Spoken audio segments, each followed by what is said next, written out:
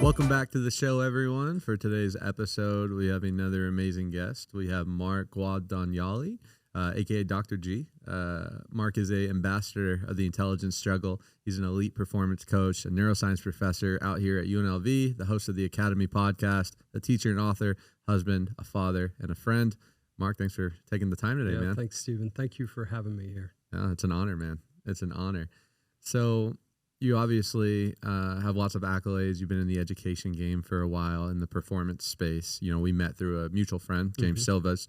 You came on our coaching call and dropped some value for us. What drew you into the world of performance psychology and neuroscience and that whole arena? That's actually a really interesting question. So it's a very crooked path along the way. You know, I started out as an athlete, like in as I was growing up, and mostly that's all I cared about was just playing sports and so forth. Probably embarrassing to say, but I went to college so I could keep playing sports. A lot of people do. And girls. Yeah. But and depends on, which one of those was priority. But anyway, the at some point, do you mind if I tell you a short story? Please. This story is really funny to me for a bunch of different reasons that I'll unpack in a minute. So I hurt my leg in maybe my junior year of college. I was a runner, and so I couldn't practice, and so I didn't have anything else to do. Decided to go to class, which was sort of a novelty for me at the time. And this is at Texas A&M, huge classrooms, like 500 plus people in these classrooms. And I get there kind of late because I'm on crutches, and there's no place available except up front. And the teacher, this is like an anatomy class or something like that. I don't actually remember what it was. The teacher was telling this story about a kangaroo rat, these little bitty rats that live in the deserts. And he said a kangaroo rat's renal system, so his kidneys, are so refined that by the time that the urine hits the ground, it crystallizes. Yeah, I had a very similar look on my face. That's crazy. Right? I'm like, what? And out loud, accidentally, I said, what? And he got excited because somebody in the class was paying attention. And he tells this whole story about it. I'm like, this is crazy. And I went home to look it up in my book because, back then you had books, you didn't have internet. And I couldn't find it anywhere. This is just a story this guy knew. And so I went back to class, the next class period, to hear more about this. Anyway, this kind of triggered learning for me. And it wasn't that I was opposed to learning or anything. There were classes along the way that I really appreciated, but I mostly appreciated them because of the people who were leading the class, the teachers. And so I started really leaning into education. And it was like a third arm or something that I found. And it was just amazing to be able to do this. And a person there at Texas A&M, a guy named Charlie Shea, who ran a lab and a research program and so forth, welcomed me into his world.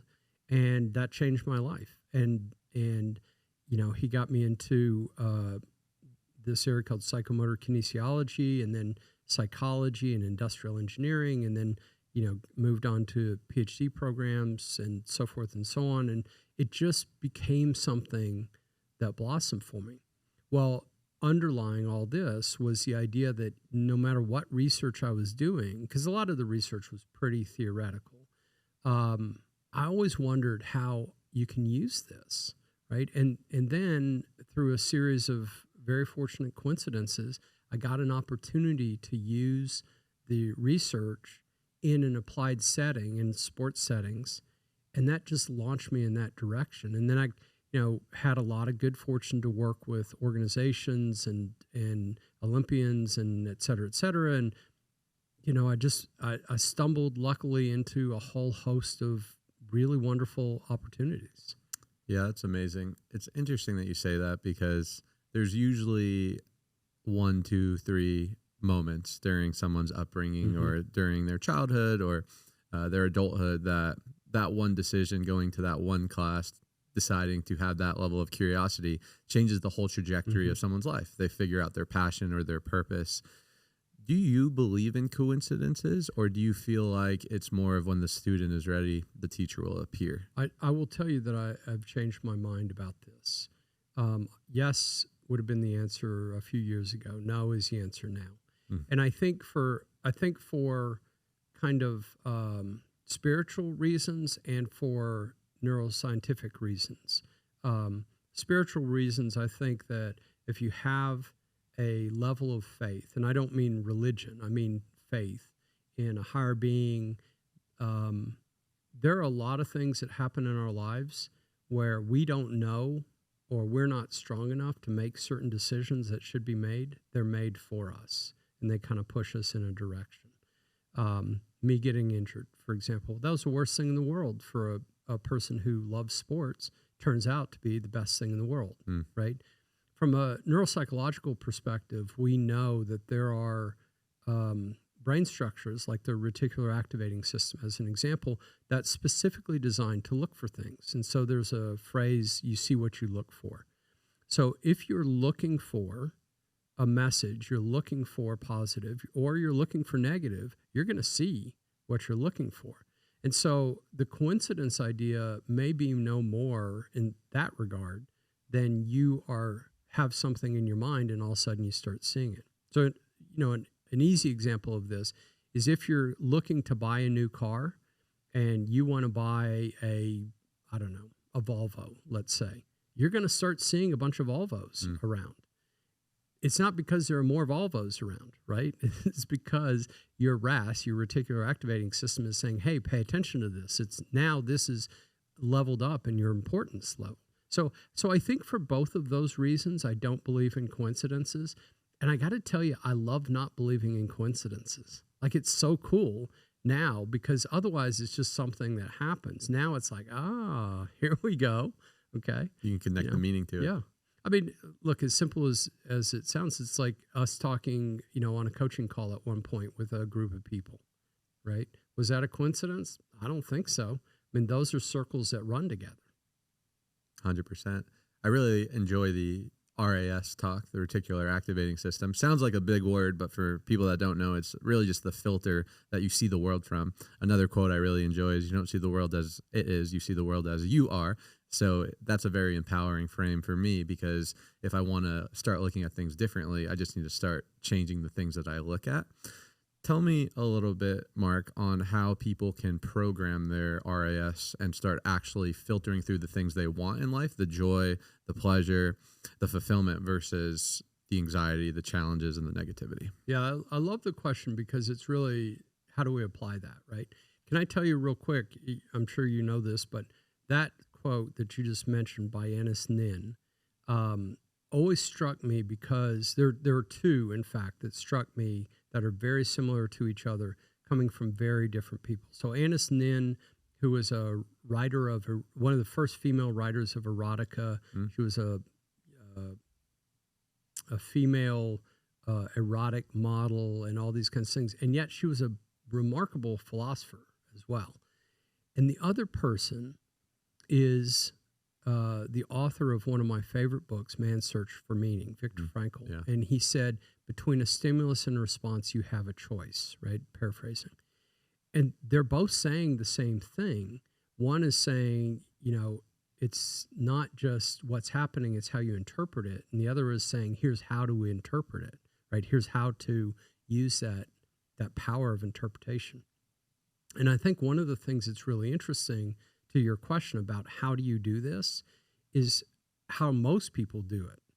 Most people default to something else, right? As opposed to intentionally choosing what you're going to pay attention to.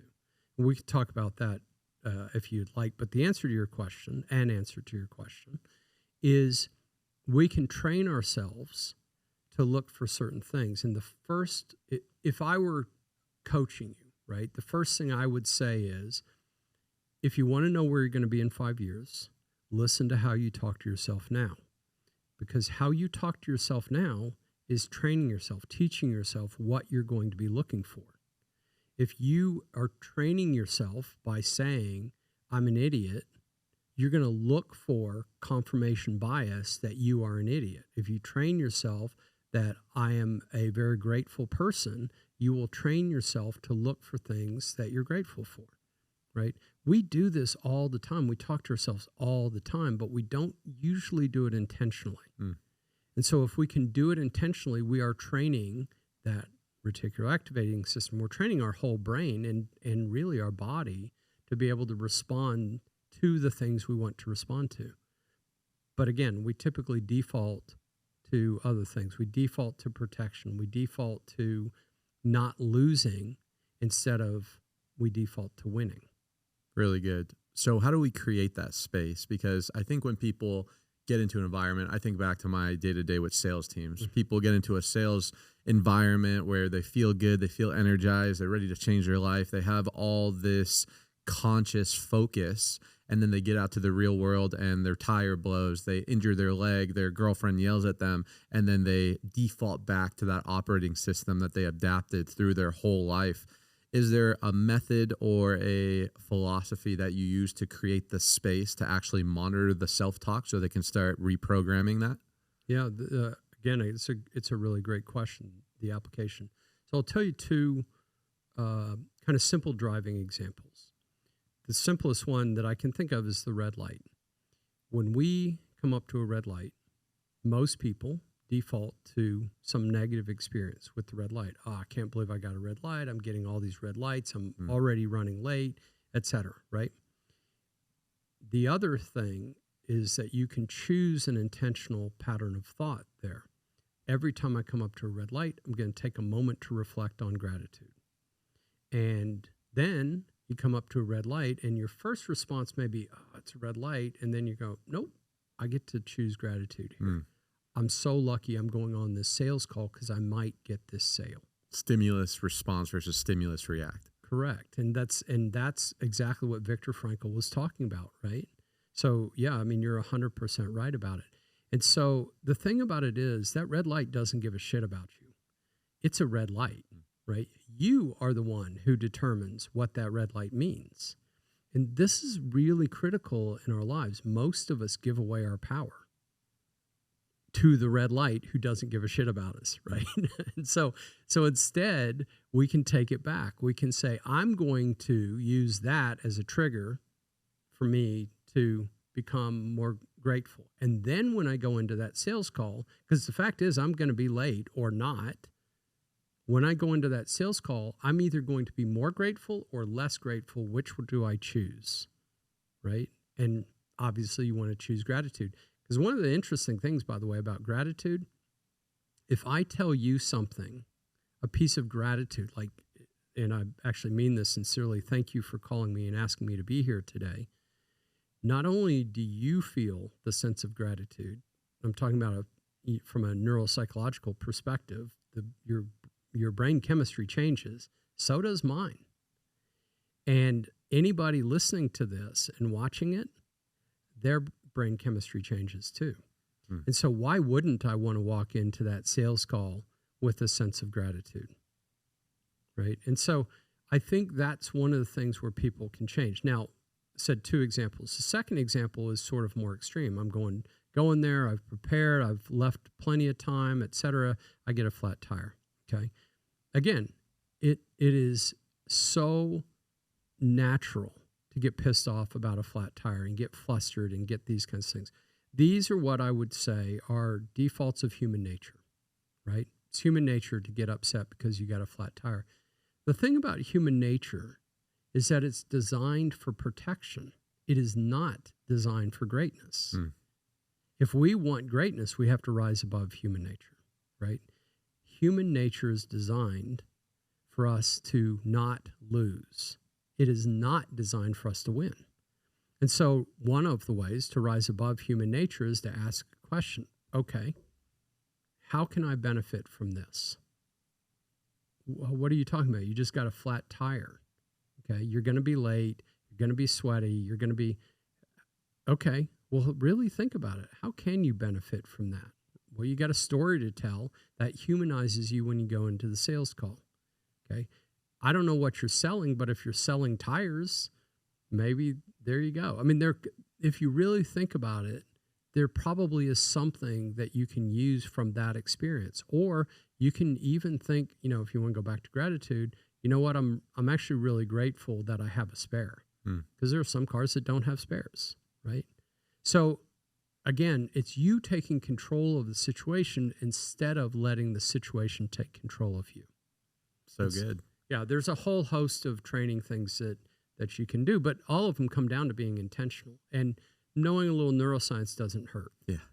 And I think, to your point, you're just building that muscle of looking for the positive, programming the RAS. So the next time that flat tire happens, you can pull from the experience of, hey, stimulus happened. I didn't allow my reactionary 10,000-year-old brain to react to it. I consciously responded. I chose gratitude or positivity or curiosity, and that creates that muscle for the next experience, the bigger challenge, to hopefully overcome it.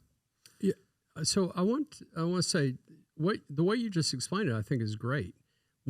Our brain isn't a muscle, but it acts like a muscle, right? It grows like a muscle. It shrinks like a muscle. Use it or lose it, kind of an idea. It's a great analogy, and I think you hit the nail on the head with that one. I appreciate it. I kind of want to dive in a little bit more. The relationship between today's neuroscience and how we understand the brain works in quantum physics versus maybe some of the Eastern spiritual philosophies. My journey into entrepreneurship was driven by money and accomplishment, but what I found from that pursuit was a closer relationship with self, a closer relationship with source, learning about quantum physics and energy and vibration and how some of these things work. You being in the educational game, but obviously on both sides of it, what do you feel like the relationship is between the two, and do you feel like we're getting closer than ever? Well, the quick answer to your question is yes, but I'd like to hear more about this. So can you tell me more about your part of the journey? Yeah, I believe at first most people are motivated by the things that they desire, they don't want. I wanted money growing up because I didn't have money growing up. Therefore, I ran to pleasure or away from pain. But what I realized was, as I started reading books like Think and Grow Rich, as I started to shift my programming on my worldview and learn about things, the RAS, I came closer to spirituality, which led me to James and some of these ceremonies that we've done. But I feel like they go hand in hand when it comes to, okay, my brain is a broadcaster and a receiver of energy and frequencies. What I'm projecting onto the world, the universe, the marketplace, typically I will attract that back, which with neuroscience, I'm sure there's a scientific way to explain that. But you also bring in this esoteric spirituality piece that is a little bit harder for people to understand. So for me, I've kind of grew simultaneously, where the more conscious I became, the more aware I became, the more I focused inward and not allow external to change the internal, but more change my internal to affect the external, the better I got in business, the more confident I became, so on and so forth. Yeah. So thank you for that. And I think it makes really good sense. I mean, one piece is you made the choice to go internal, which I would consider an investment mentality. People who chase the paper usually end up disappointed, right? Because the more they chase it, the more they move the goalposts. And eventually it becomes like a rat on a wheel. People who look at investing in themselves and then see how that manifests in whatever they want to do seem to be more happy in the long run and more successful. I don't know anybody, and obviously I don't know everybody, but I don't know anybody who does what they do for the paper, so to speak, right? And that's in sports and business and medicine and so forth. I'll tell you one of the things where I feel just extremely grateful and fortunate, working across industries. So you look at people who are elite athletes, CEOs of multi-billion-dollar companies, trauma surgeons. I mean, this is a wide swath, right? And yet they all have certain things in common. And one of the things that they have in common is none of the ones that I've worked with at the elite level, none of those people are chasing the paper, right? They're trying to perfect their craft, knowing that if they do that, it will reap rewards. Byproduct. Right. And so you making a choice to invest in yourself, I believe is the right strategy in the short run and the long run. Because no matter what happens out there, in here, you're doing fine. And nobody wants, if we talk about sales, nobody wants a salesperson who needs the sale. Sure. Right? So if you're just chill, no matter what's going on, all of a sudden I'm like, okay, maybe I'll listen to this guy. One of my worst experiences that I've had in a sales situation is getting out of my car at a car dealership, and just get swarmed. And it makes me want to get right back in my car and leave, because all of them feel like they need this sale, right? And one of the things that I've found fascinating, sorry I'm going on, but this is really interesting to me. So I hope it is for you as well. We think about things from our mind when we should be thinking about things from our subconscious and our feelings and our emotions and those kinds of things, which, coming from a person that sort of trained classically in science, that seems completely backwards. But what a lot of people now know is the subconscious aspect of what we do is a supercomputer, not the prefrontal cortex, not the more refined. The prefrontal cortex is great at making really simple decisions, horrible at making complicated, complex decisions. It's our gut that tells us, and I'm gut in quotations, right? Because it's not just, our gut, but that's what helps us make these decisions. And so things like paralanguage, like tone, inflection, body language, these kinds of things, they're so important in human interaction, and yet most of us just take it for granted. So you working on you brings forth this person who is more self-actualized, and who do I want to be associated with? The person who's more self-actualized, or the person who really needs me to buy something from them? Of course. And the funny thing is, you bring yourself wherever you go. Right. It's, I talk to people about this all the time, because in sales, or at least in my arena, and I think this is with everything, the goal is not to help people with sales, it's to help people with their life. Because if you help people with their life, they're going to make more sales. Yeah. And it's funny because you see these patterns. I've been doing this for 12 years. So you see the people that do well for a little bit and they stop, or you see the people that start slow and end up being a superstar. The superstars that start off hot and then they can't sustain it. And it's so interesting to see these patterns, because it all has to do with themselves. Very rarely is it they forget how to make a good sales call. They lose their work ethic. They lose their edge or their ability to communicate. It just has to do with personal decisions that they're making outside of the field that typically affect what they're doing inside the field. I imagine it's the same with athletes, with anyone. So the way that I've kind of broken it down is, as long as I can wake up every single day and focus on me, focus on my mindset, focus on my attitude, focus on my perspective, get a little bit better, a little bit sharper, a little bit more aware, zig instead of zag, choose growth over comfort, then eventually that will compound and translate into whatever I do. And it's a very empowering frame, because I think we put so much responsibility in external things, whether it's the government, what's going on in the economy, our parents, the market, when in reality, it's like, yeah, those things have a small effect on what's going on. But if you can just bring it internal, the ball's in your court, and you feel a lot more empowered and less victim of circumstances and more of a creator of them. Yeah. So I'll tell you one of the things, the very first part of what you said sounded like you were being selfish, which I knew, because I know you. I knew you weren't doing that. But, I take care of me. I look at me. You're not. The last part of what you said, I think, really encompasses it. It's the idea that, I'm taking care of what I can take care of. And I'm not being victim to what's happening outside of me and in the world that I can't do anything about. And I think a lot of that is really important. Most people, when they feel that they have control and appreciation. They're very happy in relationships. I don't necessarily mean romantic. I mean any kind of relationship, including relationship with self. Control isn't about being controlling. It's about having a voice, being able to say what you want to say, not feeling stifled, moving with some degree of freedom, right? And appreciation, of course, is recognition of the good things that you've just done. If you have those two things, then you've really, gone a long way towards you being whole as an individual. Otherwise, you're going to be chasing a hole that you're trying to fill. And I think it's really cool to hear you say this, because our ability to be whole starts with us.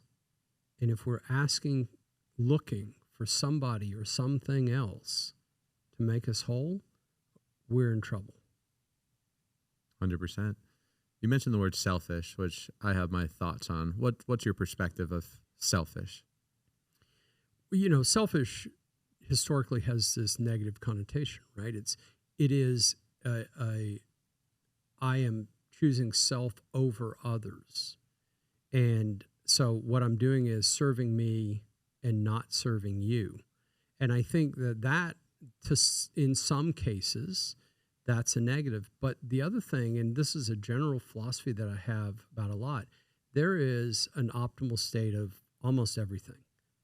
There is an optimal state of being selfish. If you are never selfish, then your cup is empty because you're giving it all away. If you're always selfish, then you have nothing to fill up your cup, right? Because, for obvious reasons. And so something in between there, right? Being intentionally taking care of self becomes important. I would say most people who are looked at as good people have a tendency to be selfless more than they should and selfish less than they should. And so there's a balance to this, just like there's a balance to everything else in life. And so what I would say about this is be intentional about it and understand that you're not choosing to ignore another person. You're choosing to serve yourself because that's what you need. A couple of weeks ago, I was fortunate to go train with a Navy SEAL in California. And one of the things, you can imagine that's a relatively stressful situation. And one of the things I wrote on my notebook over and over again is, what do I need right now? So I wouldn't react, because otherwise I would be reacting to whatever is happening. But if I had just a millisecond to think, okay, what do I need in this situation? Then I was going to make decisions instead of react to something. Some people could say that's selfish. Well, it's not about you. It's about, what's happening. Well, this is about me doing the best within what's happening. There are certain aspects of that I didn't make the rules at all. But I can talk to myself about how I'm going to respond to that environment. And so I think that I think it comes down to a balance about it. We have to take care of ourselves or we can't take care of other people. Agree 100%. There's a term, I don't know if you coined it, but you're the first one I heard it from, intelligence struggle. Elaborate. So it gets back a little bit to this idea of there's an optimal state for everything. So the short, long history of this is now about 20 years ago, colleague Tim Lee and I published this paper called the Challenge Point Framework. And in this framework, what we found out was that for a couple of 100 years, people had been looking at how to optimize learning. And some cases, protocol A is better than B, in some cases B is better than A, and it was all over the map. And people would argue about this. And what Tim and I discovered when we reinterpreted this data is so much of this has to do with the individual. And so A is not better than B, it's which one matches the individual better, right? So if A is a more difficult protocol than B, A may be too difficult for somebody who's novice or new. B may be too easy for somebody who's very good, right? So you match the protocol. And essentially, here's what it comes down to. If you can get people to practice, learn, train at their edge, you're going to optimize learning, because there's a whole cascade of neurobiology that the brain automatically starts learning because of this. And the data says 3 or 4 times faster.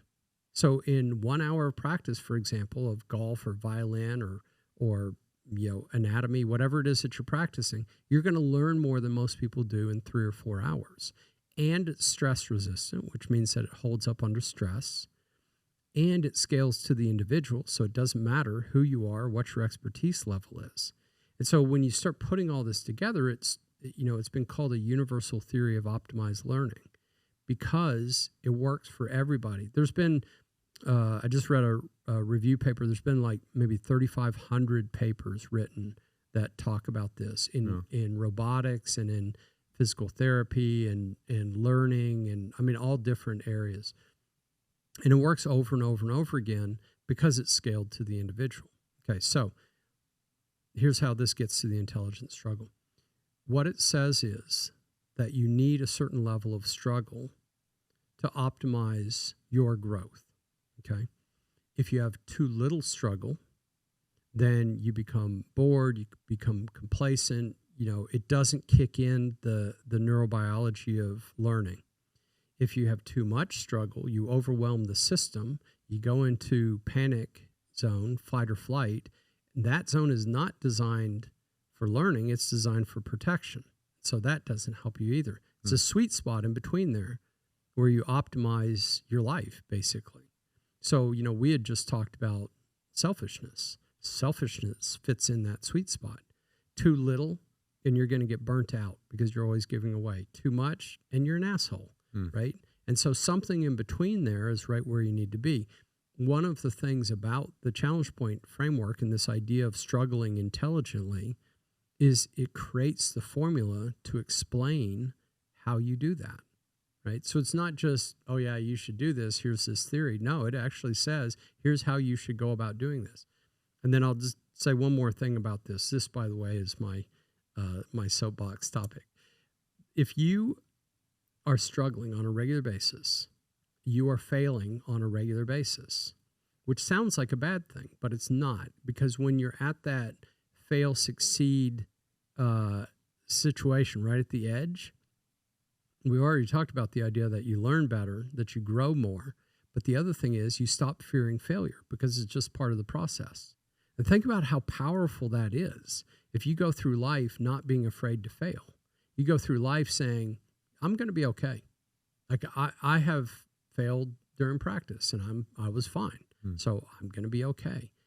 And this really interesting paradox happens because all of a sudden you're not afraid of failing like you were before. And so you're calmer when you're in that environment, like a sales call, for example. And as a result, you do better because you're not in a panic zone. And so you have more success by failing more in practice, but within that reasonable area. No, it makes a lot of sense. The fear of failure, I think, holds people back more than almost anything, because I have a theory, and I'm curious your perspective. My history, when I think of where I came from and the resources I have at my disposal, I should not be in the space that I am. I was super shy, low self-esteem, super timid, walk in a room, care what other people think of me, versus opposite.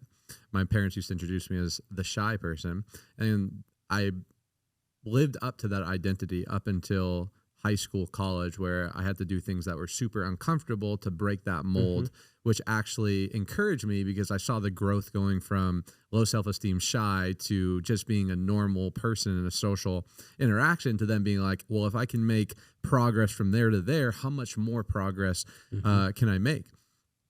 And it allowed me to get little wins, to not care as much about the fear of failure, to eventually fail until I finally became the person that I am today.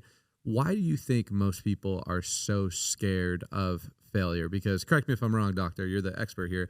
I'm pretty sure the only fears that we're born with are the fear of falling and the fear of loud noises. Intrinsically, everything else is self-imposed from our environment. So how can people break that false belief so they can go out there and actually put themselves in vulnerable situations to grow?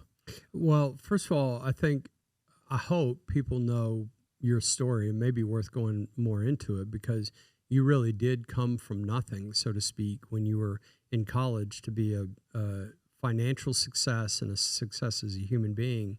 And it's not like you're finished, right? You got a lot of things going forward with you. And you're continuing to take risks to get better, right? And so, I think that and interestingly, it becomes what was a risk for you some years ago is very different than what is a risk now, right? We start to shift. This is the thing about the challenge point, this concept of the intelligent struggle and so forth. What is our intelligent area at one point is different than what our intelligent area is at another point in our life. Right? Public speaking is a great example of this. Yeah. People are super afraid of public speaking in general, right? In general. And I heard this, I think it's kind of a goofy statistic, but it's funny. People are more afraid of public speaking than death, which means that they would rather die than speak at their funeral, right? And I don't know that that's true, but the idea is a lot of people are afraid of public speaking for a whole host of reasons, right? But the thing about it is that's interesting about it is if you can train yourself to be not afraid of public speaking, and in fact, even to the point where you look forward, if you do it in this way that you're constantly working at your edge and you're learning, failure is actually not that big of a deal. I mean, failure is a little bit like a pimple, right? If you have it, it's so much bigger to you than it is to anybody else. And but the interesting thing about this whole idea is this sounds obvious, but people, if they choose to, change in a good way, or I guess in a bad way, but they change because of their experiences. I think as I understand the question that you're asking, what is it in the beginning that holds people back because of failure? And I think this will sound really simple, but I think that it's very important. The sense of you being okay. And I don't mean okay like you win. I mean, you're okay, right? Hey, I did my best, or I tried that and it didn't work. I'm still okay. But what most people do, and this goes either in a positive or negative direction, is they can catastrophize something. If I do a bad job public speaking, then everybody's going to think I'm an idiot or a failure, and then I won't ever get a date or I won't ever get a job. And if I don't get a job, and they just keep that running, right? Well, you could, and if you go the other way, if I do a good job, then I get this, and now all of a sudden you're putting pressure on yourself. You said this earlier, that your focus is in yourself and in your improvement. If you looked at these things as opportunities rather than threats, then they become very different. You get to say, hey, I'm going to go do my best job. If I do a great job, good. If I do a bad job, good. Either one of those I'm going to learn from and move forward as a result of it. So rather than being, criticizing myself or being excited, I could still celebrate that I did this thing, but then I'm going to look at it. And the technique that I use and I teach people is called good, better, how. What was good about what just happened? What could be better? And how do we make it better? And that's no matter whether you did a great job or not. And all of a sudden it depersonalizes it. It identifies those things that are very good or that were done well. And because when we reward behavior, we repeat behavior. And then we look for constant improvement. We are a machine of growth instead of something trying to avoid failure. And so I think and this becomes a little bit longer, but I'll do a short version of this. If we grow up in an environment that is safe. Not I'm not talking about bubble boy kind of safe where everything is taken care of for you and those kinds of things, because that's too safe. Again, we need some optimal state. But if we grow up in an area where we're encouraged to take chances, if we fail, we're helped up and we understand that that's not the end of the world, we're going to be okay. What you learn is, I'm going to be okay. Doesn't mean I win every time. Doesn't mean I lose every time. It means I'm going to be okay. And that sounds really simple. Most of us don't grow up in that world. Well said. Let's talk a little bit about overachievers and ambitious people. It's interesting because, in at least my world now, because most of my colleagues and people I'm around, you're always moving the goalpost. And comparison, we could have a whole 30-minute conversation on comparison. I used to think comparison, as long as you're comparing to the right people, is good. I've learned that comparison up, down, or sideways is detrimental. Maybe in the short term it could help. Long term, it sucks your fulfillment, your joy. Do you mind? Please. Sorry, I just have to say this. I think, like you just said, there's a famous saying: "Comparison is the thief of joy," which I think to a large extent is true. I also think comparison can be really good fuel. It's if you control the comparison versus the comparison controls you, that's the distinction. And so, I get your point. I'm sorry to cut you off, but comparison by itself is not bad or good for that matter. It's how you use it that makes the difference. So let's double tap into that. My own personal experience, comparing to people that are walking the path of life a little bit ahead of you could be good because it keeps you on your edge. It keeps you inspired. It keeps you chasing something, an ideal. But the challenge is, which kind of leads to my thought, is if you're always trying to chase this idea, the goalpost continues to move. And are you actually ever happy, satisfied, content, or fulfilled? Which is, I think, the delicate dance of achievers, where you don't want to lose your edge. You want to continue to be obsessed with self-improvement and growth and progress.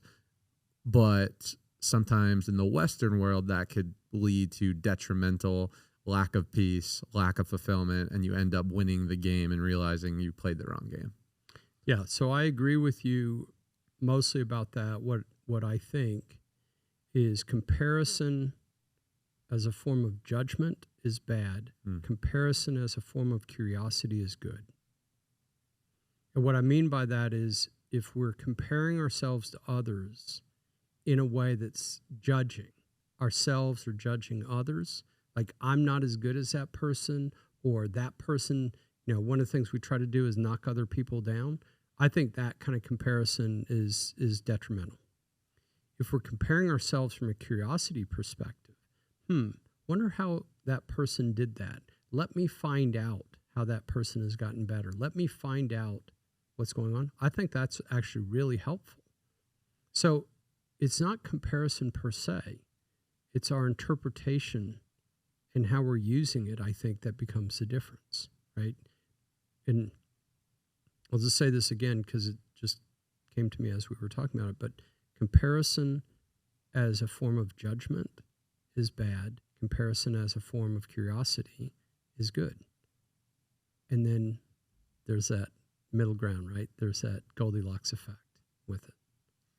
Yeah, reference points are so important. I never actually thought of it that way, so I appreciate that, because consciously or unconsciously, you're always comparing to your environment. That's why they say the law of association, right? You're a product of your environment. So whether you're consciously like, hey, this person inspires me, or this person acts like this when he spends time with his family, or he's in the office, X, Y, and Z, you are unconsciously assimilating some of those beliefs based on your filtering. You're taking what you want, you're taking what you don't want. Now, when it comes to achievement versus fulfillment, that dance, because there's a lot of people on this listening, including myself, that have dedicated a lot of our life, maybe early 20s, maybe early 30s, maybe some 40, 50, to their craft, to climbing the financial ladder, to hopefully self-mastery and self-actualization, to your point. But I think somewhere along the way, you start realizing that the ladder that you're on may not be the one that you thought you were climbing. What do people need to know about that dance of accomplishment versus fulfillment so you don't end up like Tony Robbins? He says that success without fulfillment is the ultimate failure. How can people avoid that?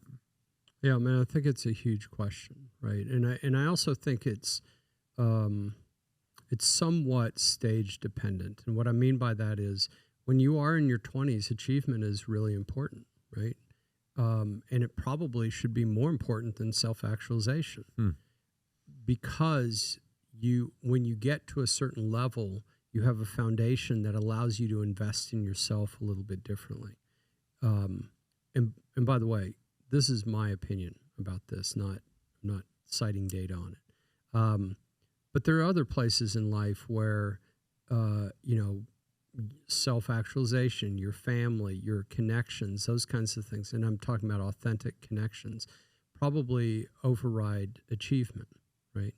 And because the balance in your life becomes different. I remember when I was, I don't know, probably until I was in my 30s at least, I would still do track workouts, sprint workouts, because I loved doing them.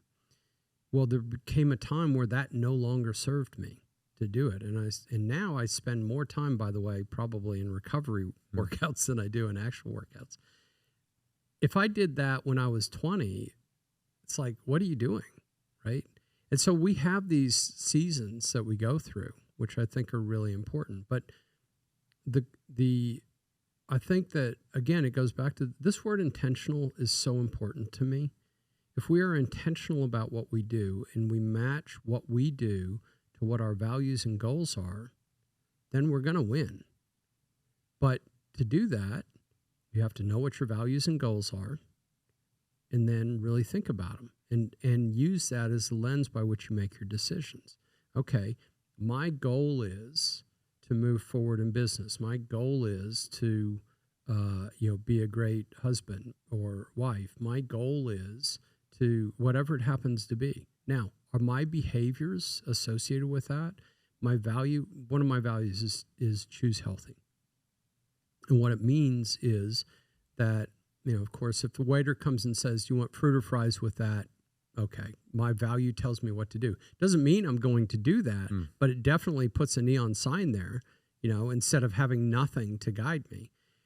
But it also means if I walk into a conversation and the conversation is negative or just gossip or whatever, I don't know that that's a healthy conversation. Let me step away from that or change it.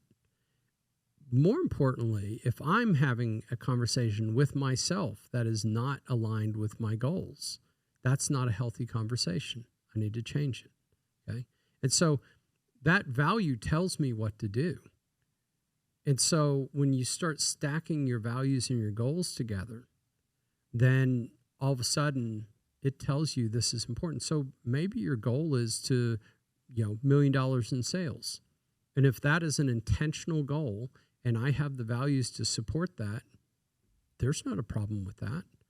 But if your values and your goals are about having a really strong family and community around you, then you doing everything to reach $1 million may not be consistent with that, right? So it's not, I have no judgment about people's values or goals. It's just, are they aligned with your behavior, right? Values are so interesting because, to your point, if you value physique or if you value fitness and health, when you have the option for the pizza or the salad, I love what you said. You know which one you should pick. Doesn't mean you're always going to pick it, but you feel that level of maybe it's a little bit of regret or maybe it's a little bit of resistance.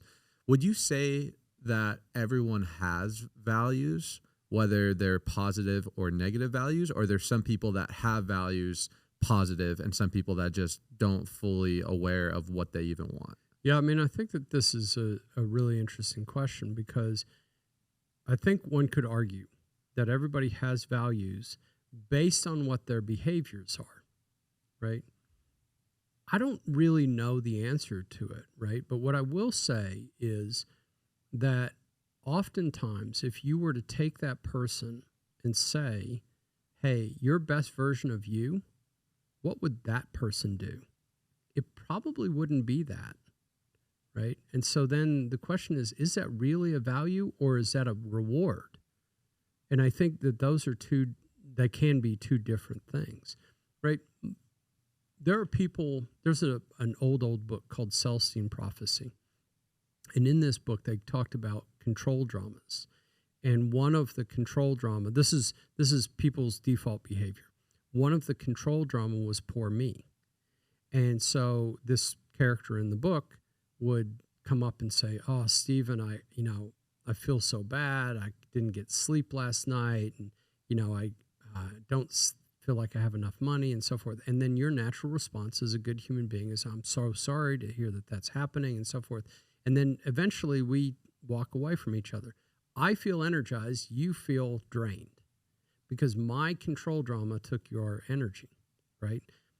Sort of metaphysical book and so forth. And, whether this actually really happens, I don't know, but it feels like it happens. Like there are people that all of us could name, when we talk to them, we are energized. And other people, when we talk to them, we're like, oh my God, I feel like I need a nap, right? And so I think that those people who align so the poor me, for example, that's probably not a value. It's more of a strategy to receive a reward than it is a value. It's, I doubt if that person would say, one of my values is to be pitied by other people. So I think, we start taking this apart, and there's so many things that are interacting here. Is that a reward structure? Is that a value structure? Is that a goal? And they all could align with each other, but they don't necessarily. And by the way, this is a really good example of some optimal level, because the truth is, I'm very clear about my values. I say them every morning. I say them every night. I know what they are. That doesn't mean that I do them 100%. I will tell you, if you're interested, values are a very personal situation for me because of experiences that I've had, some years ago. But and so this is an important topic for me. But what I do know is, if at the end of the day, I can say I probably upheld my values 80% of the time, man, I am knocking home runs out of the park. So it's not even like you need to be perfect, but it gives you a foundation to make decisions. Well said. From a neuroscience standpoint, how does stillness, mindfulness, solitude, because we're talking a lot about mastery of oneself, mastery of our minds, not allowing external to focus the internal. And that's nice and easy for us to say over a closed container with a podcast. But when people get into the real world, it's very difficult to sometimes create that level of separation between stimulus and response, as Viktor Frankl talks about. Are there practices like mindfulness and yoga and stillness and solitude from a neuroscience standpoint that actually makes a difference in the brain? Yeah, I mean, a lot of mindfulness meditation, whether it's guided or self-guided, that does one of the great things about yoga. I think is, well, I don't just me think that this is, there's some evidence to this, is a combination of very intentional movement along with very intentional breathing is so powerful, because it requires mindfulness, that you are constantly in the moment, or as much as you can be. It requires breathing, which breathing is interesting. Breathing, sex, cooking, dancing, at least those four have in common that most people think they're much better at them than they are. Okay. And we may not be as good as we think we are, right? And breathing is remarkable. There's a line in yoga, control your breath, control your life. I would say, as a single tool of the elite performers that I deal with, breathing is the number one tool, because of how you can train, how you can intentionally change the level of central nervous system, and therefore, whether you're in fight or flight, relaxed, etc., based on that one physiological parameter, right? It's remarkable. But anyway, yoga has that. Yoga has movement. Yoga has, being connected to the moment, these kinds of things. And it does more than just what you're doing there. So I'll give you an example of this. If you can create a situation, breathing is one of these, yoga, mindfulness, and so forth. Most of us go through life at a low level of stress, a chronic stress.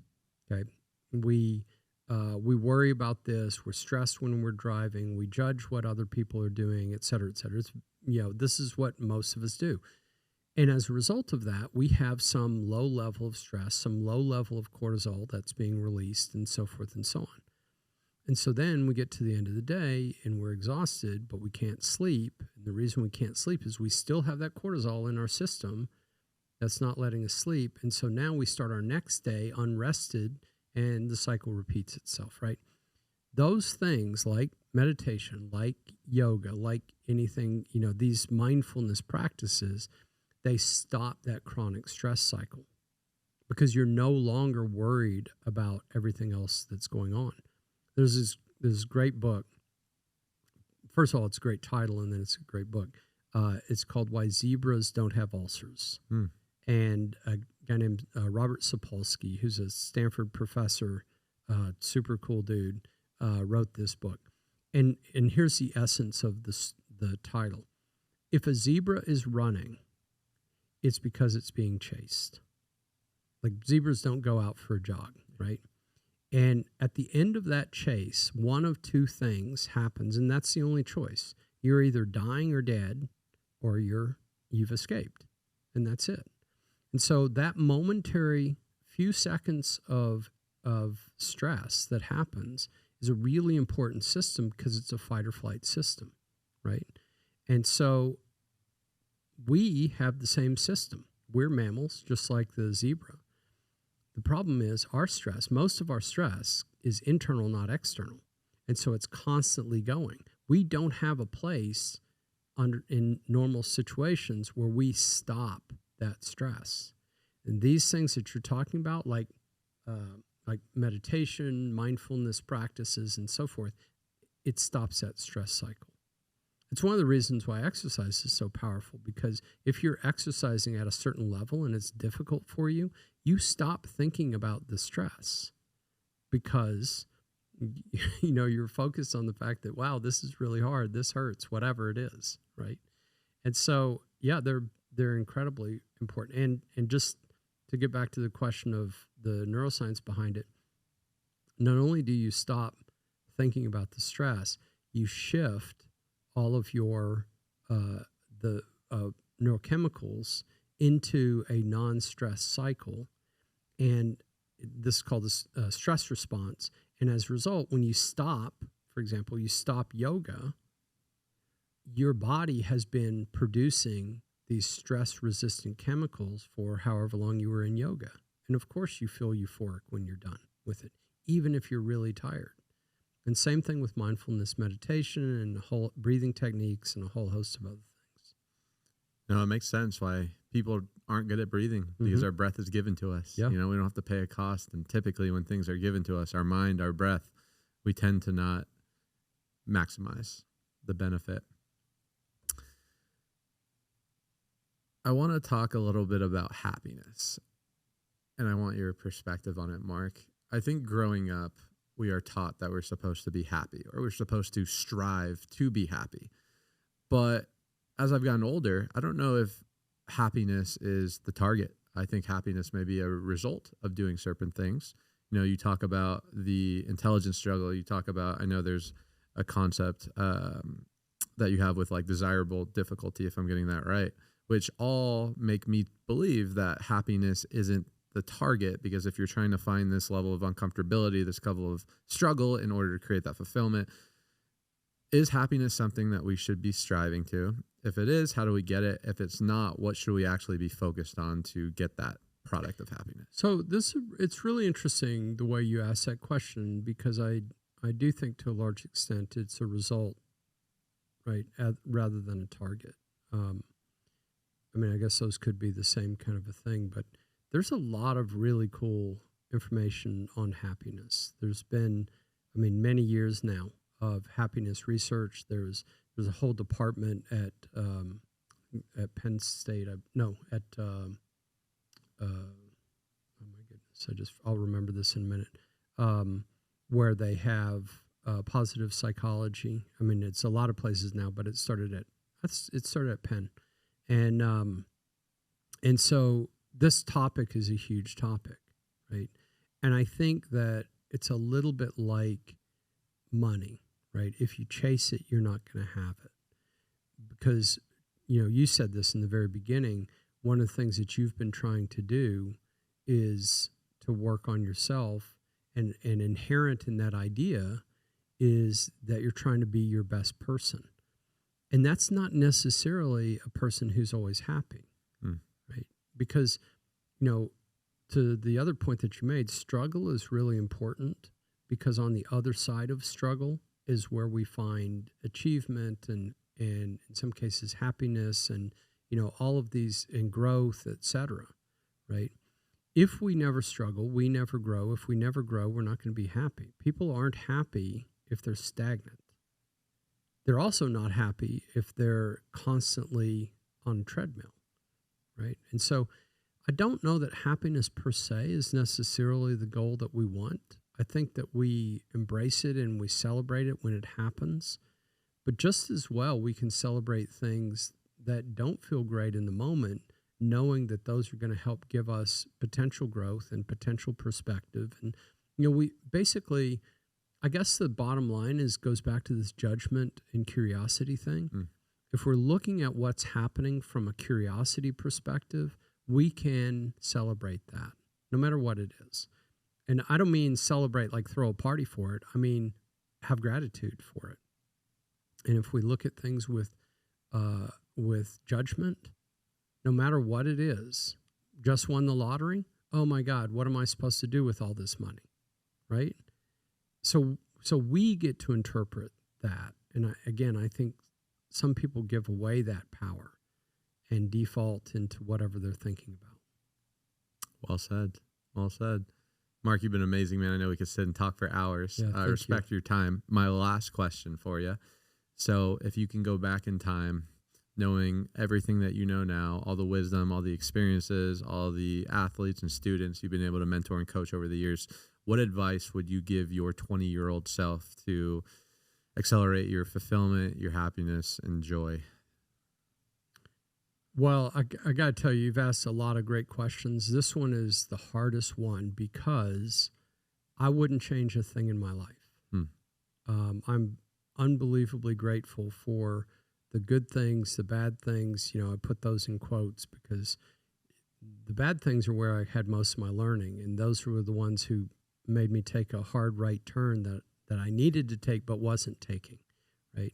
So I don't know that I would go back and give myself any advice, but for a 20-year-old, because I do work with a lot of those, especially in athletics, the thing that is so hard to get across to them is the value of values. Being very clear about who you are, what you stand for, and what your goals are. And this is one that, for a lot of people, it's hard to get them to go through the process. There's a process that I use called it's actually from a great book, The Alchemist. The process isn't, the title is, and in The Alchemist, they talk about the personal legend.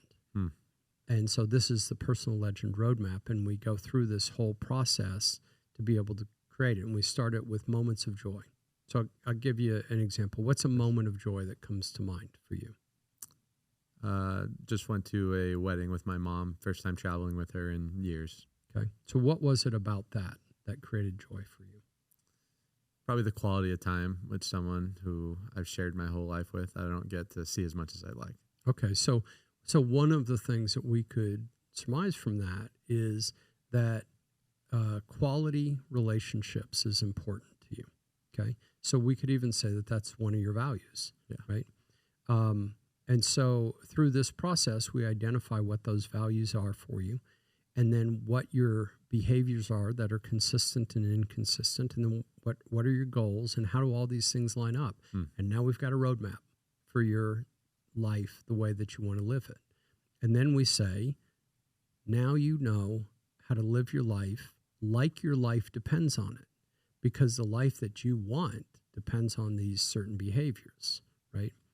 And even though that may make sense to a lot of people, it's hard to do when you're talking to a guy who's trying to make more putts or hit the ball straighter for golf, right?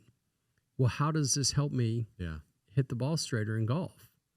Well, it does. It's just hard to see the connections between it.